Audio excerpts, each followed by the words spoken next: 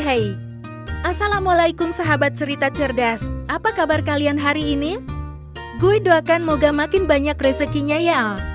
Nih gue ada fakta baru yang harus elu ketahuin. Pantau terus cerita cerdas kita ya. Bro, denger gosip gue ini. Sang proklamator Indonesia alias mantan Presiden RI, Pak Soekarno, katanya punya duit yang yebut. Kabarnya, Doi punya emas sampai 57 ton yang disimpan di Bank Swiss. Seriusan loh. Tapi ya, sayangnya kabar emas simpenan Soekarno sekarang masih bikin bingung banyak orang. Makin rem aja cerita soal emas 57 ton punya Soekarno. Gak heran dah, cerita tentang punya emas itu jadi heboh banget. Kalau dihitung berdasarkan harga emas hari ini, nilai emas Soekarno itu bisa mencapai 65 triliun, bro. Gila kan? Angka segitu lebih gede daripada pendapatan Jawa Barat, provinsi dengan orangnya paling banyak di Indo.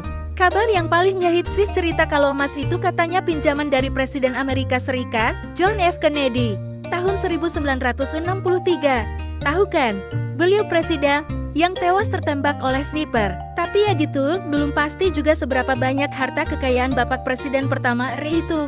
Ada yang bilang dia punya 180 miliar dolar Amerika di Bank Switzerland. Coba lu tau gak pak, koran yang ngomongin soal emas Soekarno itu salah satu koran tertua di Austria.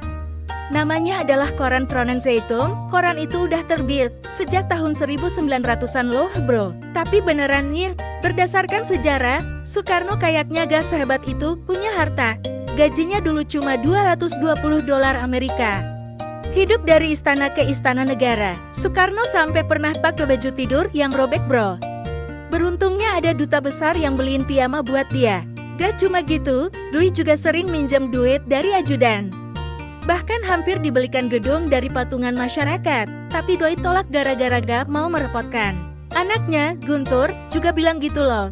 Dia cerita di kolom opini media Indonesia 26 September tahun 2020 bahwa ayahnya gak kaya dan sering pinjam duit dari temennya kayak Agus Musindasat. Bukan cuma anaknya aja yang bantah, sejarawan Ung Hok Hang juga nolak kabar kalau Soekarno punya harta banyak atau warisan dari kerajaan Mataram Islam. Pak Ong bilang gak mungkin orang warisan dari kerajaan kuno, apalagi berupa batangan emas.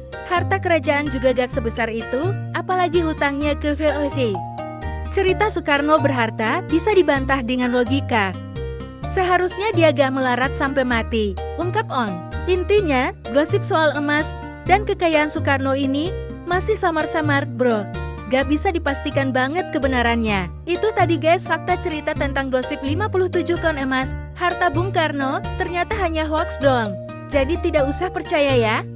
Simak cerita cerdas selanjutnya. Terima kasih sudah menonton video ini. Jangan lupa like dan komen di bawah dan wassalamualaikum.